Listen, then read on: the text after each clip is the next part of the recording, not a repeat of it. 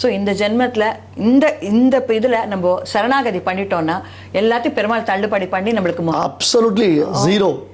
Okay, complete cancel. சரணாகதி பற்றி இன்னும் தெளிவான ஒரு புரிந்து கொள்ளுதல் இல்லை. என்னுடைய வந்தே வத்ச விபூஷணம்ன்றதான ஒரு சீரீஸ் ஒன்று இருக்குது பிளேலிஸ்ட்டில், ஏபிஎன் சுவாமி யூடியூப் சேனலில். எல்லா கேள்விகளுக்கும் ஆன்சர் கொடுத்துருக்கோம். இந்த மாதிரி ஒரு கொஸ்டின் ஆன்சர் செஷனே வச்சுருக்கோம். இந்த கேள்விகள் கேட்டு இந்த கேள்விகளுக்கெல்லாம் பதில் சொல்லியிருக்கு. புரியுதா? அதாவது சரணாகதி பண்ணினா மொத்த கேன்சலேஷன் தான்.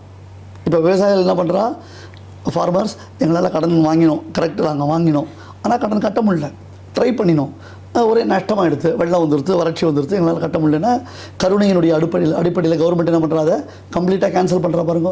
த சேம் பிரின்சிபிள் இதுதான் பரமாத்மா பண்ணுறான். ஸோ கர்மா அப்படின்றது, இந்த கர்மா தேரியை புரிஞ்சுக்கிறது கஷ்டம். இப்போ இந்த கர்மான்றதான பேரில் நிறைய என்னமோ சொல்ல ஆரம்பிச்சிட்டா.